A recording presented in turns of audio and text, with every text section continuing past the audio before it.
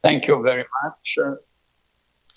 It is a pleasure to be with you. I'm here at Bocconi University in Milan.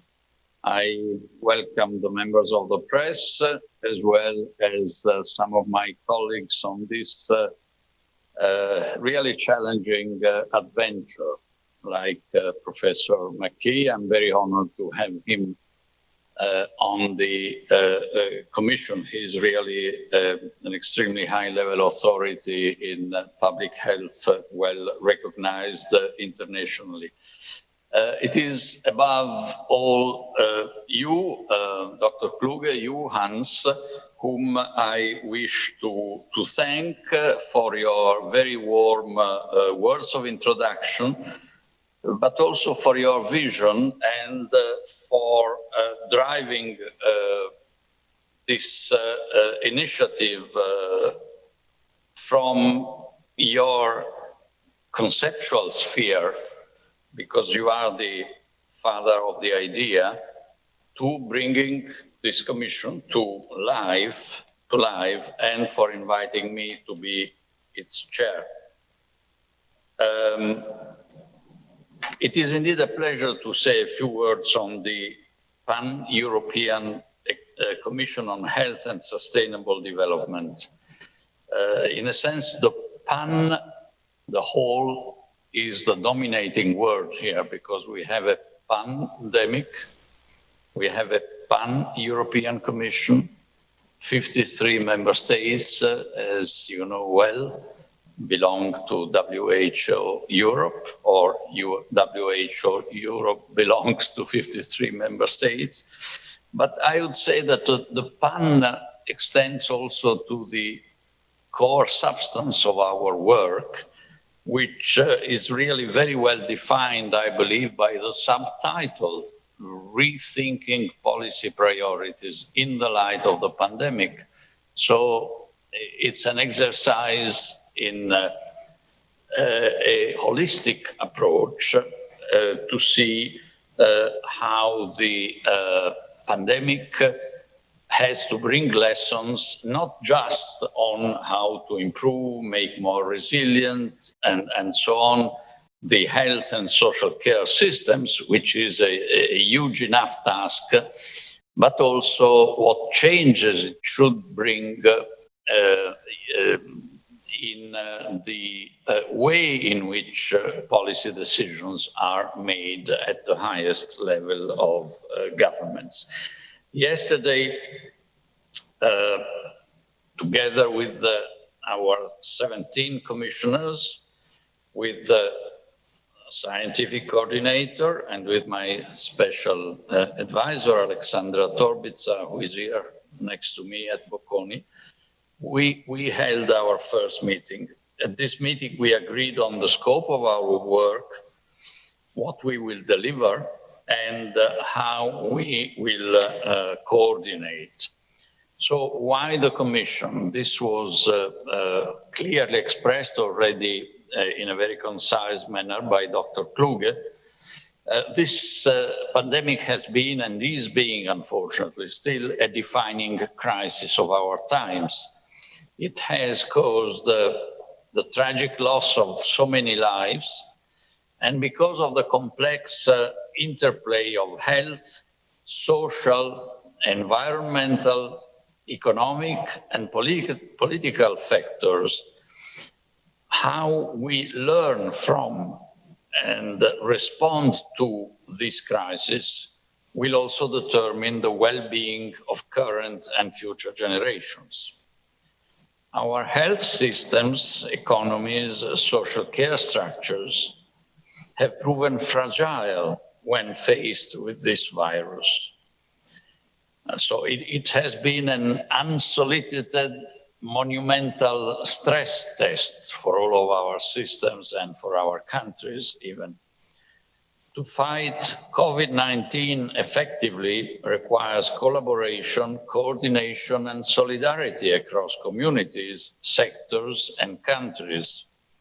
The pandemic has illuminated, of a rather dark light, I should say, the stark inequalities of our modern world, but it has also underlined more than ever the truism that no one is safe until everyone is safe.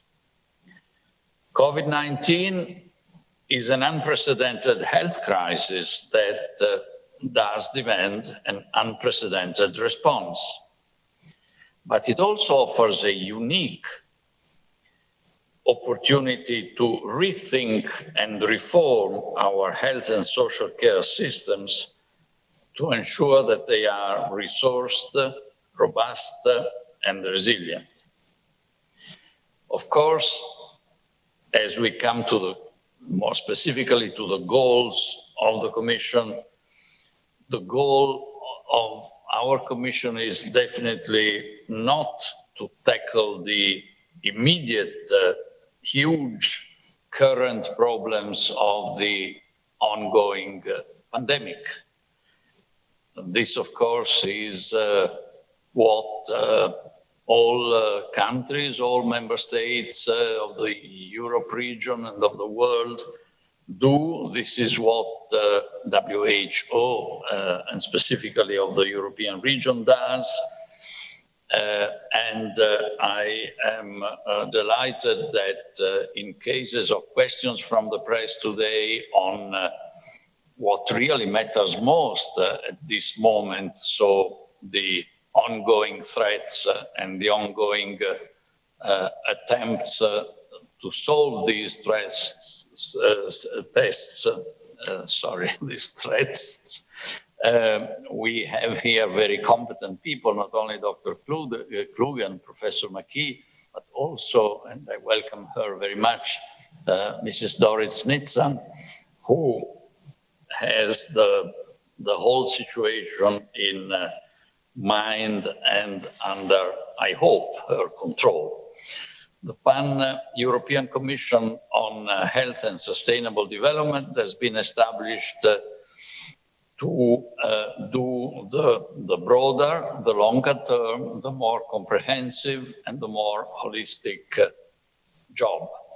And it is the first of its kind that I know of, at least.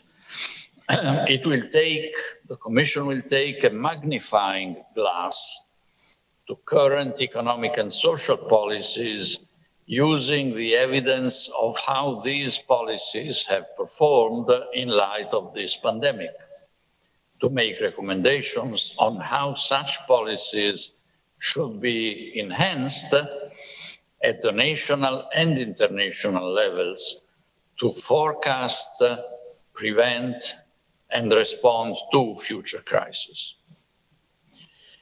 The Commission will also reach out and establish partnerships with countries and international agencies to facilitate the policy discourse with and between health authorities, experts, and citizens' assemblies and groups to build the resilience across health systems and societies.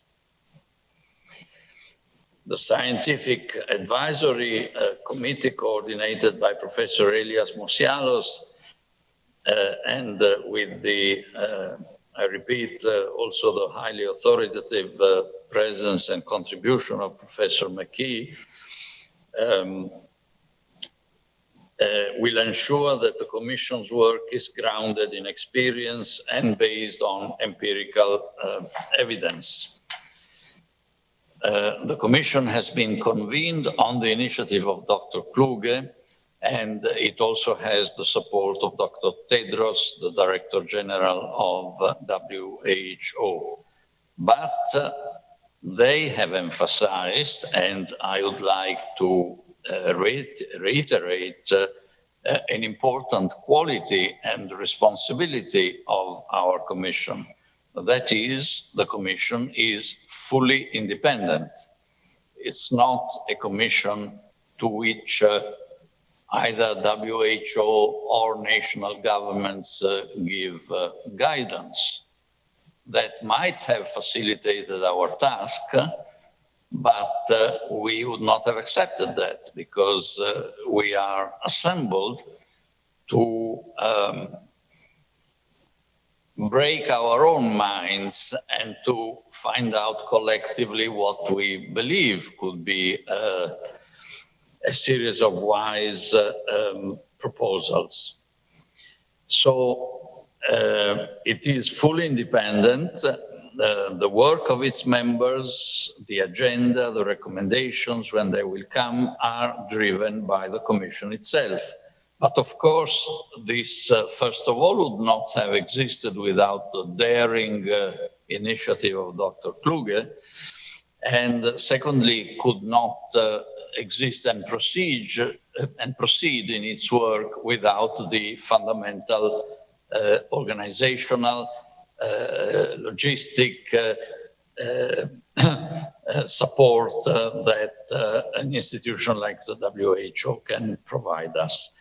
One final reflection on this work, which is of great importance to me personally, is that although the Commission's recommendations can and should break new ground in terms of who they bring together and should catapult health and well-being to the top of the political agenda, they must also be inclusive, practical, and applicable. So this is not a commission of professors simply, although there are many and highly qualified.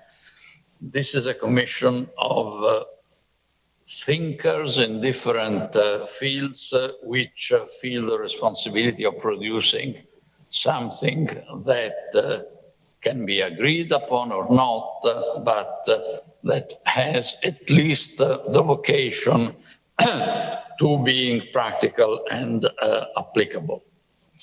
Who are the members of the Commission? To undertake such a monumental task requires bringing together the highest caliber, I would say, of experts, of expertises and experiences from a range of fields. It is my great privilege to chair such a distinguished group of leaders, policymakers, scientists, and civil society chiefs. The Commission comprises former heads of states and governments, distinguished life scientists and economists, heads of health and social care institutions, and leader of the business community and of financial institutions.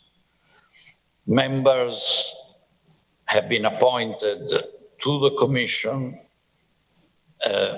obviously on a non-remunerated base, by the WHO. They've been selected and proposed with consultation with me by Dr. Kluger. They have not been put forth by governments, although we count very much on the constructive cooperation between members of the committee, of the Commission, and governments.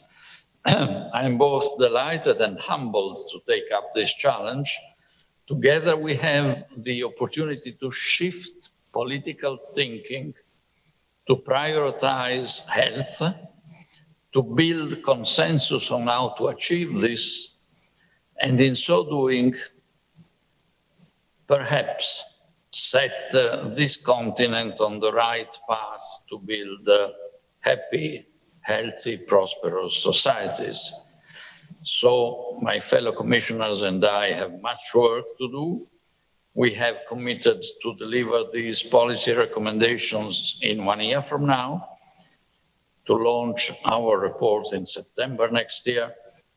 I hope you, members of the press, of the different media, will follow us on this journey, stimulate us, criticize us, if possible, when you begin to have something to be potentially criticized, and join us in the autumn of next year to take up our findings and recommendations. So thank you very much, and I return the floor to Rob, our moderator.